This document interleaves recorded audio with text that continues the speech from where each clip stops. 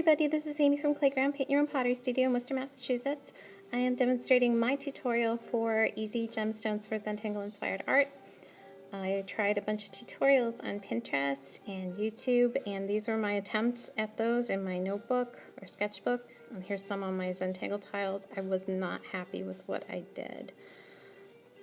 And I was trying to figure out what it was that I didn't like.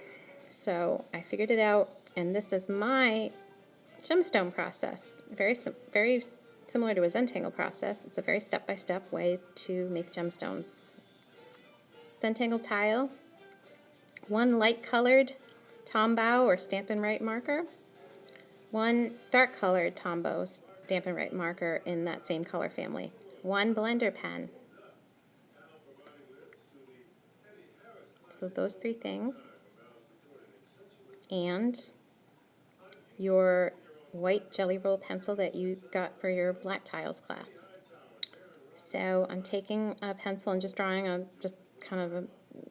suggesting a string here, and I'm just to give you an idea of where you might want to plop a gemstone into your Zentangle inspired art. I'm using the bullet tip of the dark colored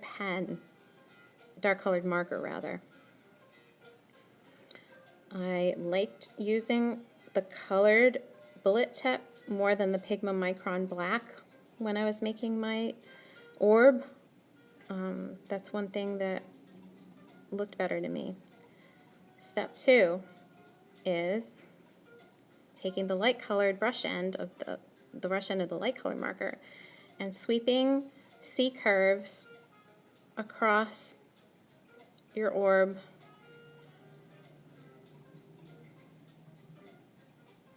stopping about 3/4 of the way across. I let it dry, and then I sweep C curves across half of it. What step are we on? All right, next step. Sweep one more C curve across the top. Cap that. Take off your cap of one side of your blender pen. A blender pen is a clear pen that you can, clear marker that you can blend with. I'm coloring one end of my blender pen with my light green marker. And then I'm going to use that to soften the edge of the white and the green.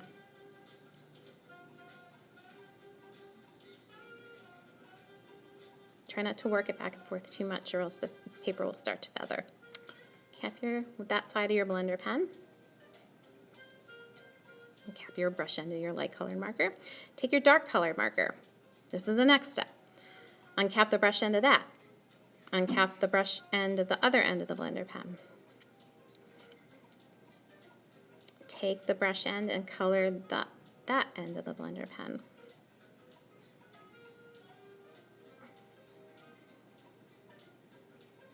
And then just do a C curve. I'm feathering in my C curve because I don't want to brush too hard. I don't want to sweep the marker too hard across the paper. So I'm just sort of, it's basically a C curve with that blender pen at the top.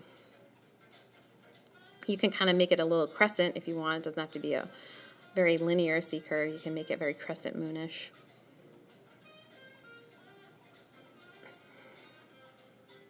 And just pull down a little bit of that crescent.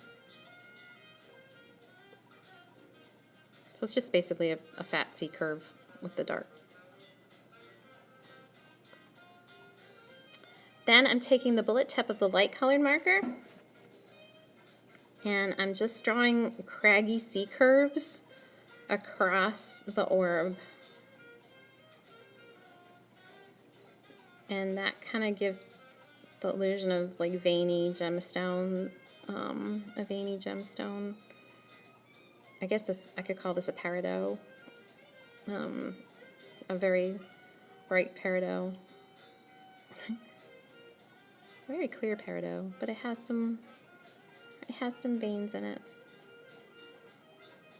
And I'm not sure if the veininess in a gemstone makes it more valuable or less valuable. I can't remember that.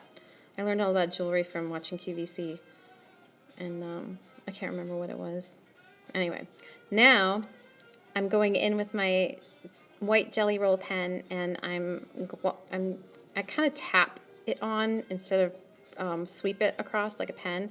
It's hard to get the Gelly Roll ink to release from the ballpoint sometimes, so you have to kind of just plop it down, up and down, and get the gel ink to come out. And once it's out, you can kind of just push it around. So I'm just making a C curve at the top, the darker side of the orb. Whatever's your darker side, you make a C curve right around there.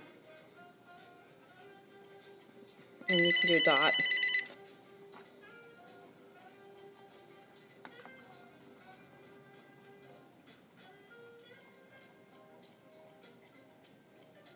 And that's the gem.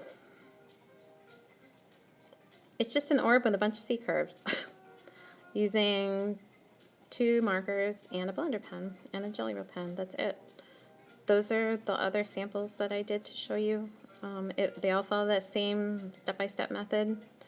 When I shade, if you go into shade, do your shade part of your Zentangle method, I shade the side of the orb that's the lightest.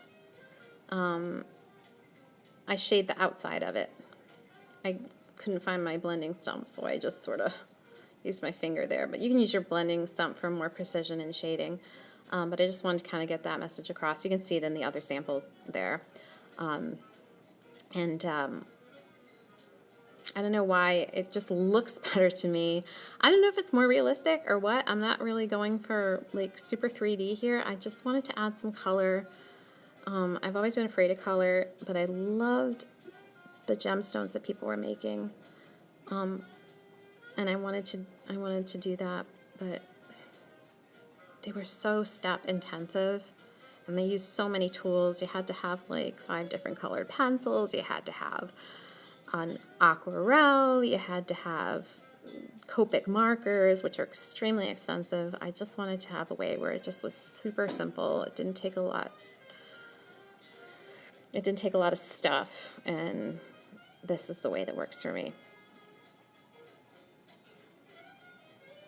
Now I'm just drawing an aura around my gemstone, and you can use that to spring off your the rest of your tangle if you want to go in. And the Zentangle that's above at the top of the screen, or top middle of the screen there, I just did a bunch of auras around them. I guess you could call it the Scoodle Tangle, or Cog's Wheel is another tangle that it might be reminding you of. And that was just a bunch of auras and Cog's Wheel and Scoodle for that one. The one on the right I used, you can see Crescent Moon, you can see Hollabaugh. I'm just bringing it forward now. Fescue, Zinger. Anyway, go crazy. Have fun. Bye-bye.